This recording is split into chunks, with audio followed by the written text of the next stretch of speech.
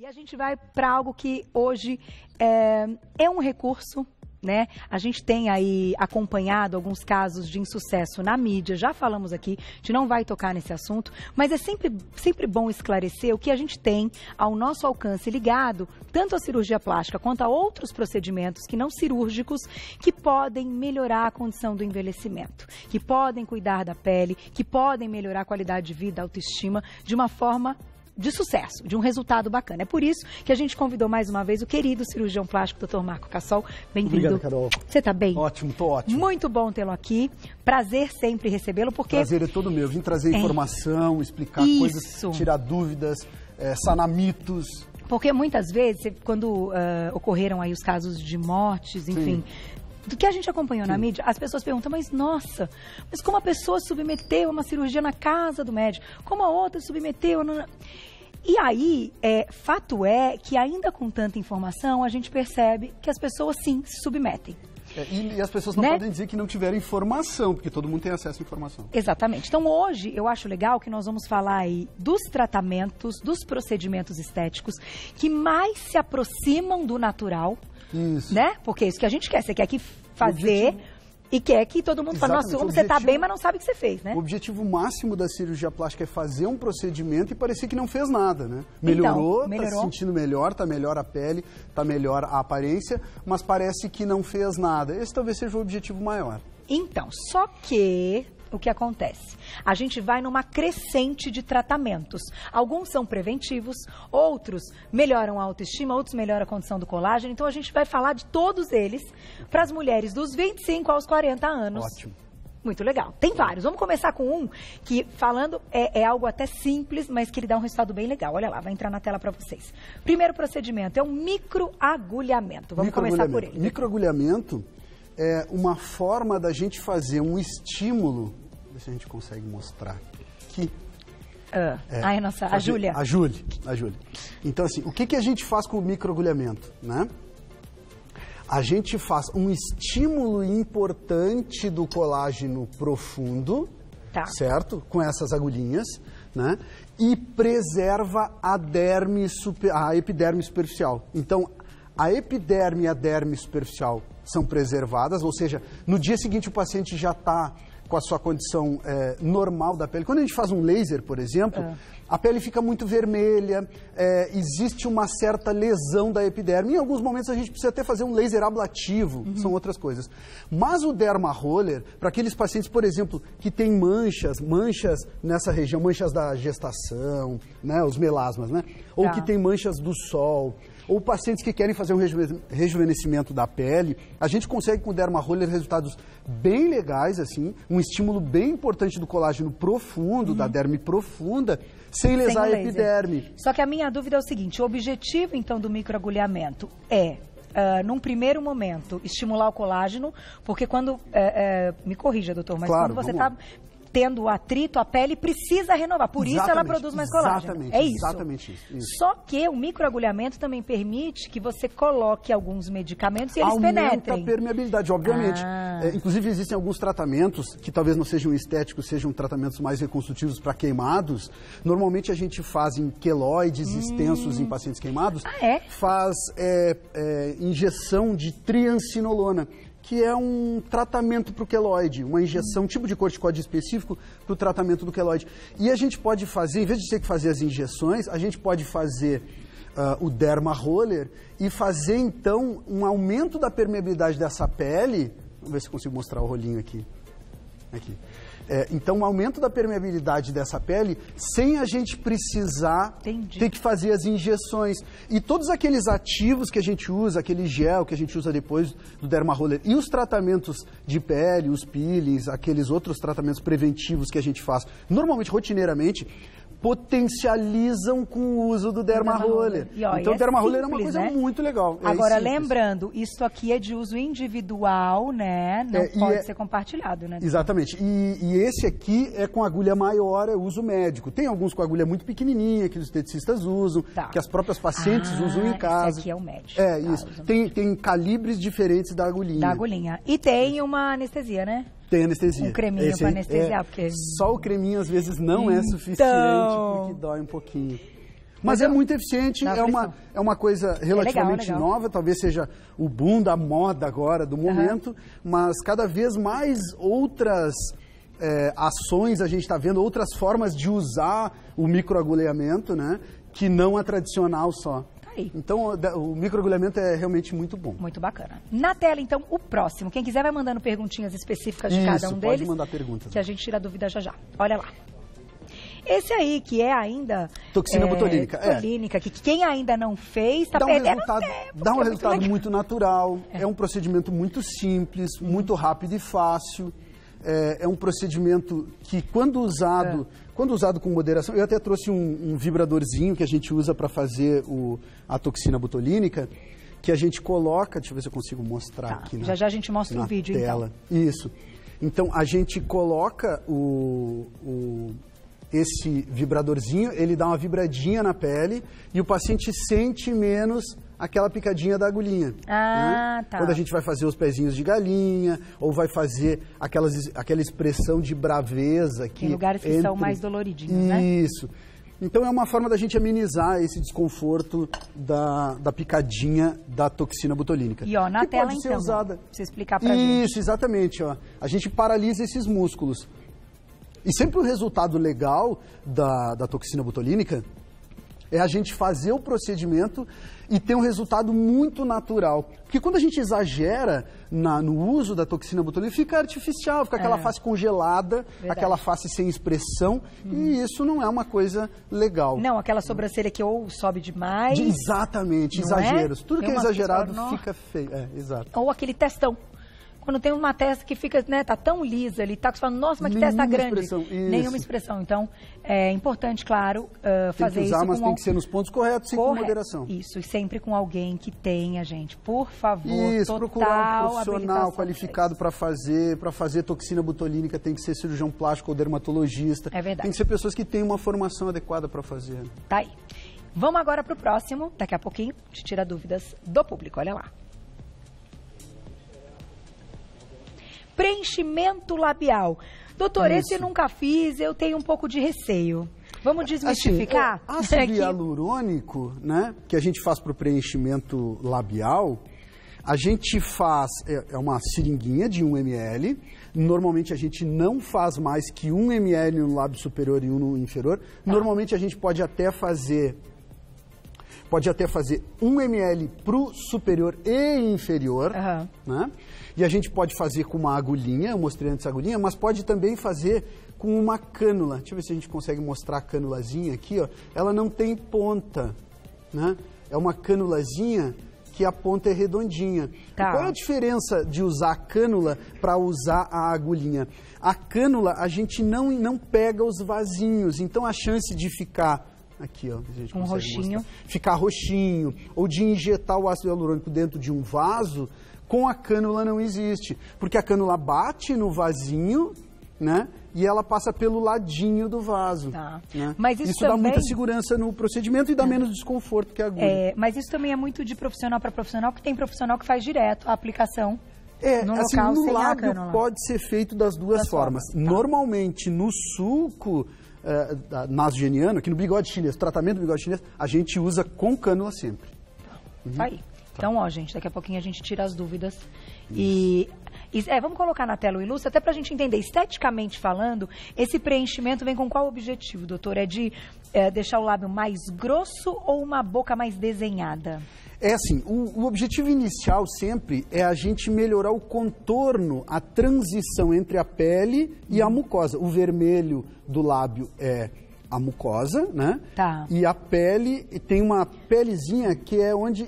Aí tá mostrando o sulco, e aí a gente está preenchendo o sulco.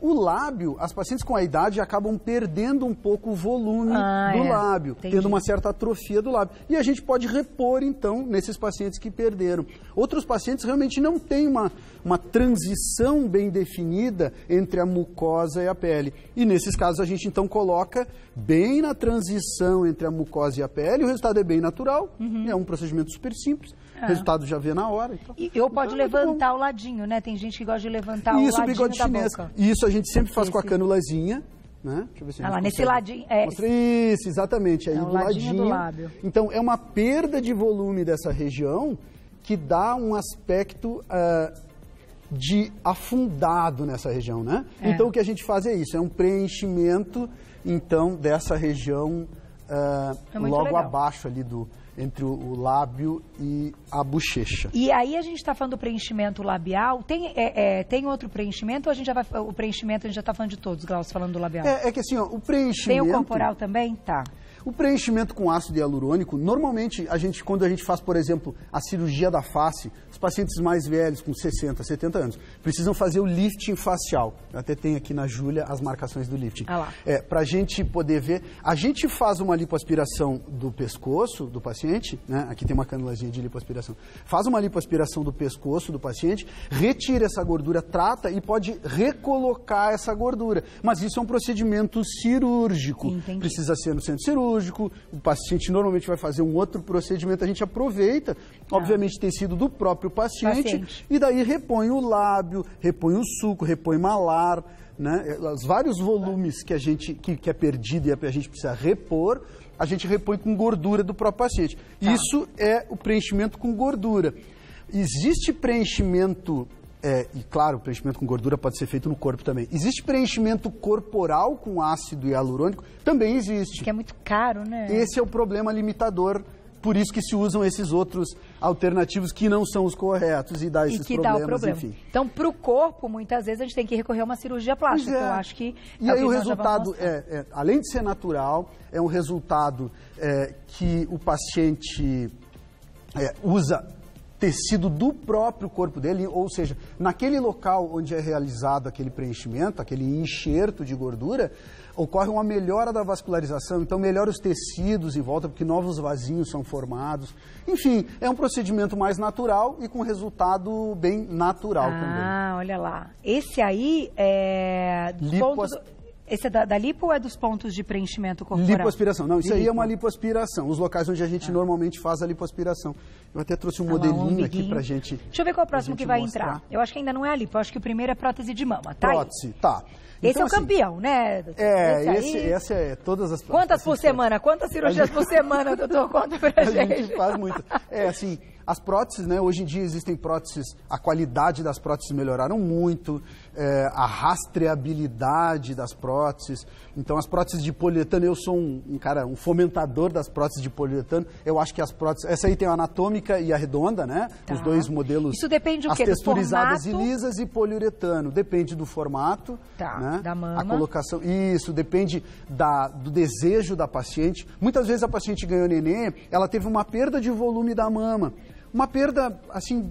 importante do volume, mas ela não está com a mama muito caída. Ela quer repor, mas ela quer parecer que não colocou prótese. Entendi. E nesses casos a gente pode colocar uma prótese anatômica, e normalmente a gente faz essas próteses anatômicas de poliuretano, porque as texturizadas são aquelas próteses mais lisinhas, que ficam mais móveis. E a poliuretano é uma prótese que tem uma aderência muito maior no subcutâneo. Então, essas próteses que têm mais aderência, quando a gente tem uma prótese que é assimétrica, como é no caso da anatômica, a gente prefere sempre usar próteses que grude mais, porque ela não vai mexer depois. Ah, entendi. Ela fica no lugar, sempre. Por exemplo, essas que aderem melhor e tal... Poliuretano.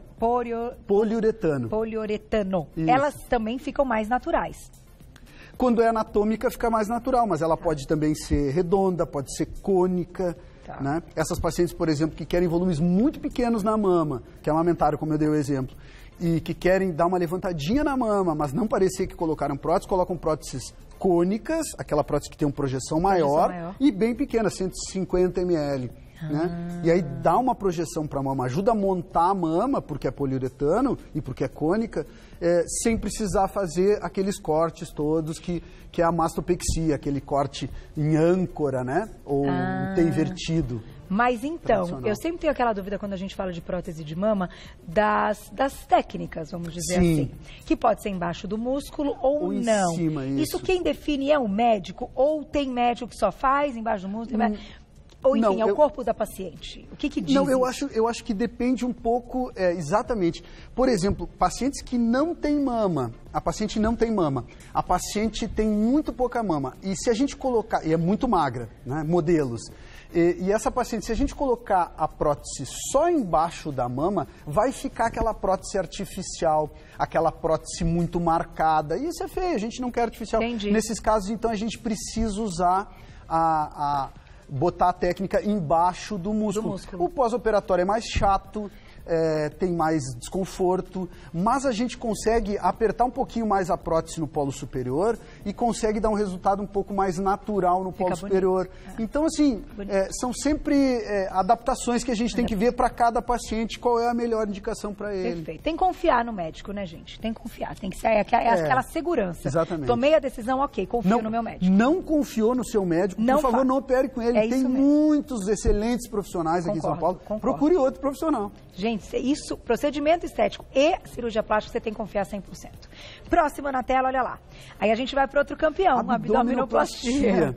Eu trouxe até o corpo da Júlia aqui pra gente mostrar a cicatrizinha da abdominoplastia. Vamos ver como fica melhor aqui pra gente conseguir mostrar. Ah, você já fez aí uma marcação. Fiz um cortezinho. É um corte gigante que a gente precisa fazer, né, aqui no abdômen. Isso, deixa eu ver se eu consigo mostrar aqui. Tá. Então é um corte bem grande, vai da ponta do ossinho até o outro, né? Fica uma cicatriz bem grande. Normalmente é uma cicatriz da cesárea, nasce abaixo, já tira a cicatriz da cesárea, mas é um corte muito maior, 3 ou 4 vezes o tamanho da cicatriz da cesárea, e fica também uma cicatrizinha aqui em volta do umbigo. Tá. Né, além desse corte aqui embaixo. Mas qual a diferença de lipoaspiração para abdominoplastia?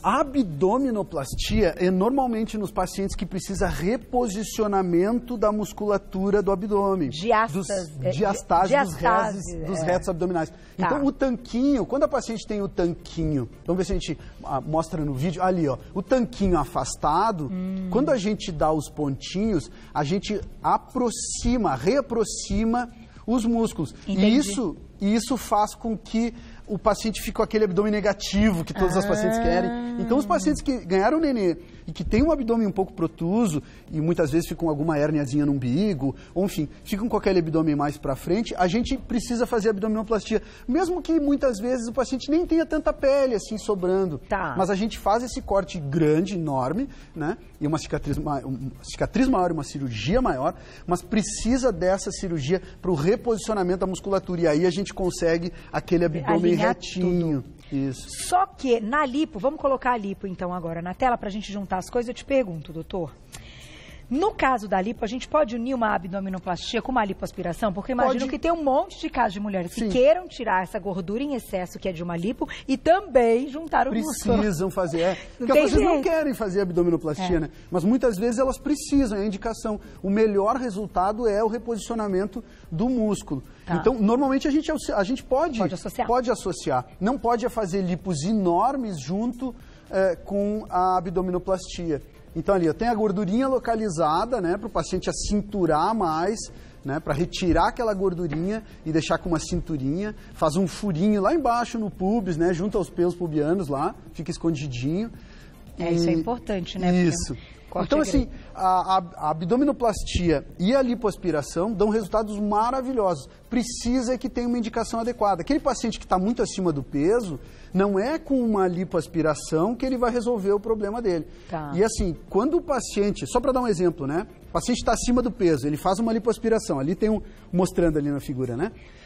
1 litro, por exemplo, de lipoaspirado, tem 1 milhão de células. Para exemplificar, esse paciente emagrece 10 quilos, ele faz uma lipoaspiração de 1 litro, a mesma coisa, tem 7 milhões de células. Ou seja, as células chegam a ficar mais de 20 vezes o tamanho delas quando está cheinha. Então precisa que esse paciente esteja próximo do seu peso ideal para poder tirar essa gordurinha localizada. Tá. E pode associar com a abdominoplastia? Claro, pode associar. E a lipolaser, que a diretora está falando que a gente tem também. Lipolaser. Lipolaser normalmente é uma lipoaspiração para tratar flacidez. O melhor resultado é no braço, né? Aqueles pacientes que têm aquela flacidez do braço. e tem uma gordurinha, ou às vezes tem muito pouca gordurinha, mas tem muita flacidez, a gente faz uma lipoaspiração, depois da lipoaspiração, a gente passa o laser, e esse laser faz uma queimadura. É uma queimadura controlada, mas é uma queimadura. E essa queimadura é que dá a retração dessa pele. E os resultados para o braço são fantásticos. Para a coxa a gente pode usar também, mas tem que ser uma pele de boa qualidade, peles com muita estria, com flacidez extrema, ainda precisa dos cortes tradicionais que a gente faz pós-cirurgia bariátrica. Mas no no abdômen também. superior, isso. Pacientes que ganharam nenê, que tem um pouquinho de flacidez em cima do umbigo. Veja bem. Mas tem um músculo muito bom. As pacientes não têm excesso de pele, não precisam fazer abdominoplastia, mas aquela flacidez é difícil de tratar. Com o lipolaser, que a gente está mostrando aí na tela, a gente consegue, então, fazer essa queimadura para dar essa retração, para tratar essa flacidez em cima do umbigo. Entendi. É o famoso umbigo que era triste e que volta chora. a ser feliz. Isso, umbigo chorão. Umbigo triste, chora. a gente consegue melhorar a flacidez do umbigo com a lipolaser. Olha que legal, essa eu não sabia. É a associação de lipoaspiração com laser, faz tudo na mesma cirurgia. Na mesma, e às vezes a mulher acha que ela está ali com uma gordura e tal, e é flacidez, não é gordura, né? Exatamente, são coisas diferentes. São coisas diferentes e chama atenção da mesma forma, porque ele fica num aspecto, às vezes, proeminente, enfim, fica aparecendo, quando senta, dobra também. Exatamente. Parece que é gordura, mas na verdade é pele. É flacidez, exatamente. Interessantíssimo, doutor. Dá tempo de uma perguntinha, Glaucia? Vamos fazer, do público, olha lá, na tela. Quem escreveu vai... Júlia está cada vez mais linda. A Júlia é sempre maravilhosa. A Júlia faz todos. Não precisa nem fazer botox. Na tela, olha lá, quem escreveu pra gente. Obrigada, Márcia, um beijo pra você. Quem tem melasma pode fazer, então, o Derma Roller, que foi o primeiro que a gente mostrou? Pode e deve fazer, porque os tratamentos que a gente tem, os tratamentos normais pro melasma, que são cremes clareadores, todos eles acabam sensibilizando a pele. E essa sensibilização da pele, a gente trata a manchinha, o melasma, para quem não sabe, o melasma é uma mancha, geralmente associada com gestação, que os pacientes ficam na face. E essa manchinha a gente trata com esses cremes, com esses ácidos, com esses clareadores, mas sensibiliza excessivamente a pele. E com o Derma Roller, a gente sensibiliza menos a pele. Então a chance de remanchar, de manchar novamente essa pele é menor. Então talvez a principal indicação do Derma Roller seja exatamente essa, o tratamento do melasma. Tá aí, muito legal, hein, gente? Ótima porque, pergunta. Não é um procedimento cirúrgico, mas dá para fazer em cabine. Que a gente faz no consultório. E tendo aí, seguindo as recomendações médicas, resultado sucesso, né? Isso. Eu só posso agradecer o queridíssimo cirurgião plástico. Eu que agradeço a oportunidade. Dr. Marco Cassol, belas explicações. Lembrando, importante você escolher o médico, confiar. Sim, isso é muito importante. Ai, gente, faz tudo direitinho. Hoje com tem tantos internet, episódios pesquisem o médico na internet. E eu acho... Venham indicações de outras amigas, claro, indicação isso é tão muito importante. Porque a experiência, né? Uma pessoa que você confia, eu acho isso muito importante nesse meio médico de vocês aí.Essa indicação de, eu gosto, eu confio, eu acho que você vai gostar. Cada um também tem seu perfil, né, doutor? Exatamente. Tem médico que combina com o perfil de cada um. Vocês são sempre aí impecáveis, os médicos que fazem tudo com seriedade. Então, quem quiser saber mais do trabalho do Dr. Marco Cassol, vai lá no Insta para segui-lo, que é o @clínica Marco Cassol, tudo junto. O Cassol é com 2 S, tá? Clínica Marco Cassol, você já encontra. Quem tiver outras dúvidas, quiser tirar mais dúvidas, manda pra gente as mensagens, comentários lá no Insta ou e-mail, enfim, que a gente vai sanar todas as dúvidas. Obrigada, Carol, muito querido. obrigado, agradeço. Um beijo, sempre maravilhoso. Até a próxima, viu?